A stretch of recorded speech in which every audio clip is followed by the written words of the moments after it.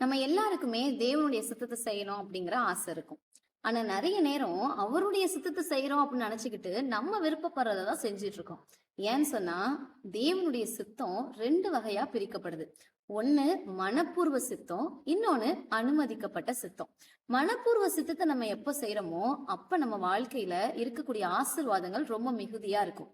அனுமதிக்கப்பட்ட சித்தத்துல ஆசீர்வாதங்கள் இருக்கும். ஆனாலும் மனப்பூர்வமான சித்தத்துல இருக்கக்கூடிய ஆசீர்வாதங்களை நம்மளால எதிர்பார்க்க முடியாது. அது என்ன மனப்பூர்வமான சித்தம், அனுமதிக்கப்பட்ட சித்தம் அப்படின்னா, ஒரு உதாரணம் சொல்றேன் பாருங்களேன்.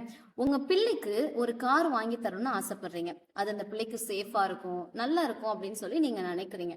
ஆனா உங்க பிள்ளைக்கு 2 வீலர் வாங்கணும்னு ஆசை, பைக் வாங்கணும்னு ஆசை. எனக்கு பைக் வாங்கி தாங்கன்னு உங்க பிள்ளை கேட்டுக்கிட்டே இருக்கு. நீங்க இல்லப்பா உனக்கு கார் நல்லா இருக்கும், நான் அது வாங்கி தரேன்னு சொல்லிட்டே இருக்கீங்க. இதை கேட்கறதுக்கு மனம் இல்லாத அந்த பிள்ளை தொடர்ந்து கேட்கும்போது, சரி ஆசைப்படுது, அது ஆசைப்பட்டதே கொடுத்துருவோம் அப்படின்னு சொல்லி நீங்க பைக்கை வாங்கி கொடுத்துடுறீங்க. இப்போ நீங்க நினைச்சது அங்க நிறைவேறி இருக்கா அப்படின்னா இல்ல, பிள்ளை ஆசைப்பட்டுச்சு அப்படிங்கிறதுக்காக நீங்க கொடுத்துருக்கிறீங்க. இதுதான் அனுமதிக்கப்பட்ட சித்தம். ஆனா உங்களுடைய மனப்பூர்வமான சித்தம் என்ன?